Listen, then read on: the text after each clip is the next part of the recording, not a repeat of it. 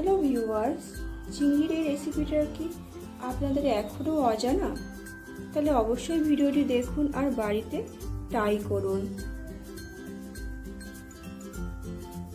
চিংড়ি অনেক রকম রেসিপির মধ্যে এটি হলো অন্যতম একটি পদ। Hello everyone, welcome back to my channel. আপনারা এখন দেখছেন শর্মি ইজি রেসিপি। সঙ্গে আছে আমি শর্মিলা, আর আজকের এই যে রেসিপিতে আছে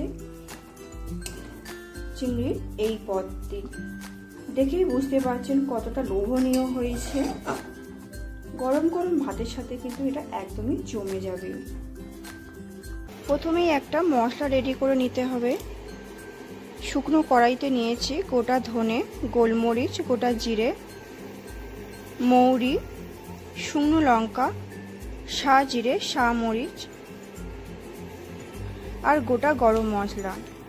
এগুলোকে খুব হালকাভাবে ভেজে নিয়ে ড্রাই রোস্ট করে নিতে হবে। প্রথমেই চিংড়িগুলোকে ভালোভাবে কেটে নেব, নিয়ে পরিষ্কার করে ধুয়ে নেব।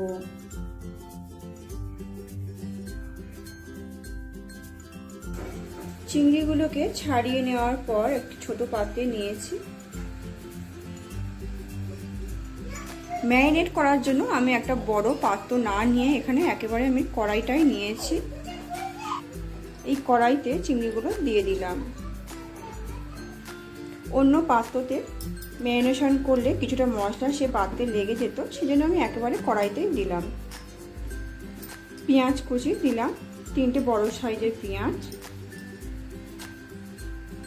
হাফ চামচ আদা বাটা, সর্ষে পোস্ত বেটে রেখেছিলাম সেটা আমি দিয়ে দিলাম বড় চামচের 1 চামচ, কয়েকটা কাঁচা লঙ্কা।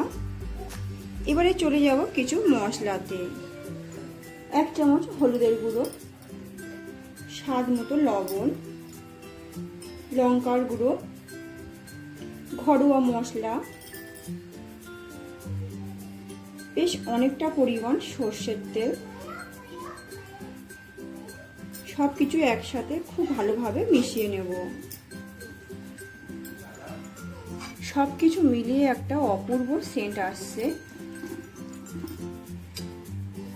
এই রেসিপিতে আমি একটু জল দেবো না, সেজন্য এখানে একটু দুধ দিয়ে দিচ্ছি।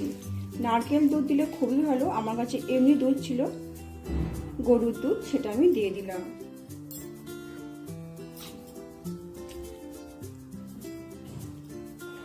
সব কিছুকে খুব ভালোভাবে মিশিয়ে নেওয়ার পর এবারে গ্যাসটাকে অন করে বসিয়ে দিতে হবে এই ম্যারিনেটটাকে। প্রথমে হাই ফ্লেমে রেখে এটাকে ভালোভাবে গরম করে নেব কড়াইটাকে, আর তারপরে এটাকে লো ফ্লেমে রেখে এটা ঢাকা দিয়ে আস্তে আস্তে হতে দেব। কয়েক দানা চিনি ছড়িয়ে দেব। আপনারা যারা চিনি পছন্দ করেন না তারা নাও দিতে পারেন। এবারে ঢাকা দিয়ে এটাকে হতে দেব। 5 মিনিট পর ঢাকাটা খুলে একটু নাড়িয়ে দিতে হবে। না নাড়িয়ে দিলে কড়ার গায়ে লেগে যেতে পারে। একটু হালকা নাড়িয়ে দিলাম, দিয়ে আরও একবার 5 মিনিটের জন্য ঢাকা দিয়ে দেব।